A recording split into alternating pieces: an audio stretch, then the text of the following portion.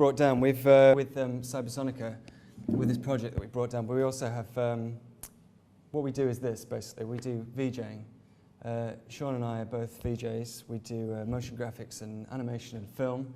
We do other things like we do DVDs for clubs, and I also do things like graphics for broadcast, television and film and bits and pieces here and there. And we've done music videos as well, all sorts of stuff. So I just wanted to show you a bit of, this is the kind of thing, this is our background, and we work with music all the time, but generally responding to music. We don't make it ourselves.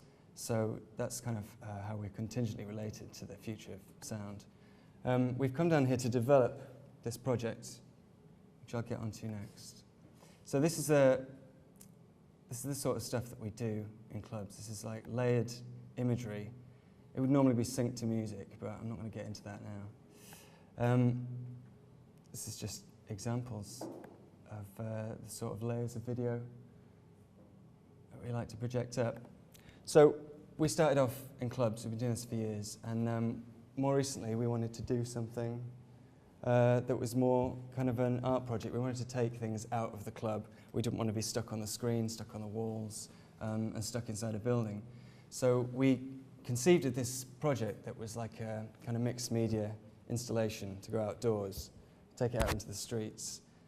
We wanted to light up the really dingy parts of London with a live webcam feed from other cities, like places like LA, which, according to the statistics we were reading, it's like they have about 70 violent deaths a week. And we were doing this project around the time when there was all these stabbings and murders going on in London that were getting a lot of press. But relatively, London is still really safe compared to a lot of other cities. So the idea was that we would light up these dark corners of London with the sunshine from the other side of the world, but from really grim cities. We didn't do that because there were two problems. One, we couldn't get the high quality of webcam feed. And number two, the problem was powering it outside. And that's what led us to looking at batteries and creating a rig that was wearable. And I'll show you the video we took. Let me get rid of this. So we went out, what time was it? About 2 in the morning? Into the streets of... Shaun talks, don't you? We went out into the streets of London about 2 in the morning to get this done, because that's when we finished doing it. We were so excited about it. Okay.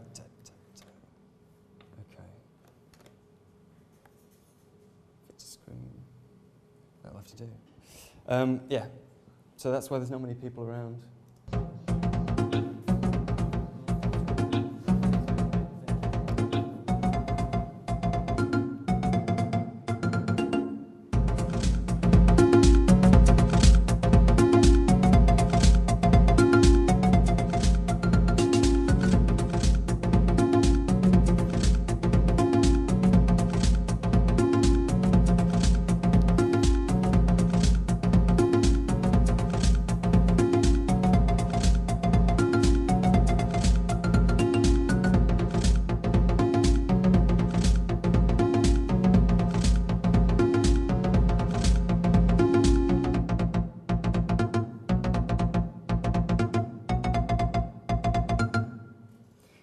So yeah, this is the thing that we've built. It's oh, I'm in trouble with my screen.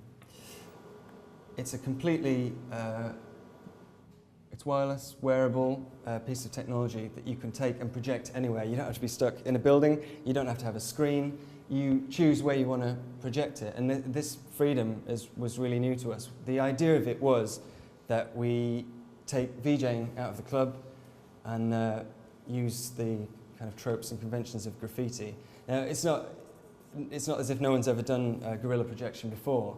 There is like, if you go on YouTube, you know, there's hundreds of videos of people projecting stuff. But there's so many conventions to guerrilla projection. It's usually kind of politically charged, and it's usually large scale as well. They'll pick a big landmark, and you need a really powerful projector and a van. And they project these huge things where there's a high volume of traffic so that lots of people will see it. And it's really kind of aggressive, and it's not much different from advertising, really, sort of being blared at by somebody and have their opinions in your face, and it's kind of inescapable. And it also seems a bit pointless, really, if you're just going to go out and sort of hit and run. So we wanted to do something that's more intimate and more free, and overturn some of those conventions with the lights.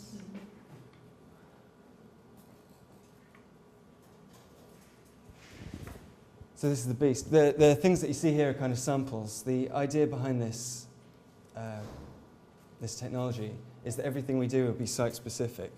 So we won't just turn up with a set of clips or something decorative. Everything we do will be a response to that area, to those surfaces. If there's like a bricked up window or a door or anything that we like.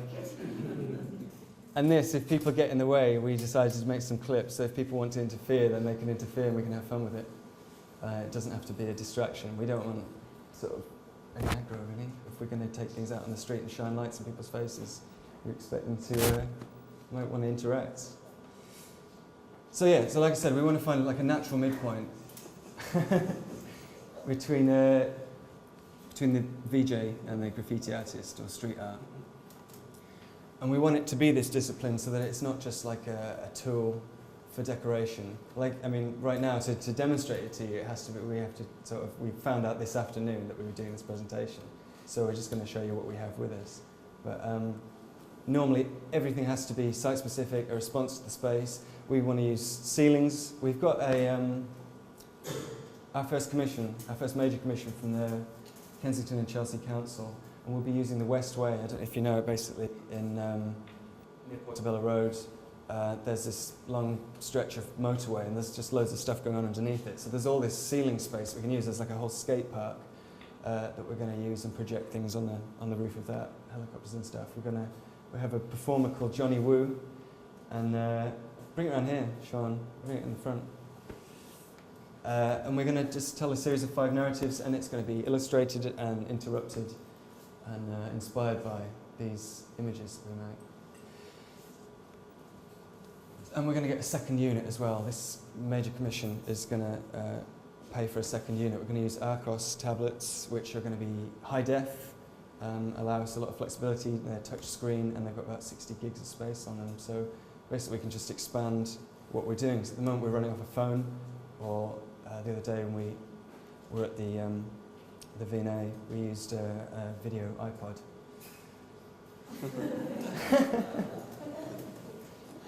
So we just want higher definition and higher quality. So that's everything, really. If anyone has any questions, we brought this down here to develop it, to get ideas off anybody, any kind of input that you have. And we'd like to make it a little bit sound responsive in the future as well. So bring in sensors and things, and that's why it's here. So thank you very much. Any questions?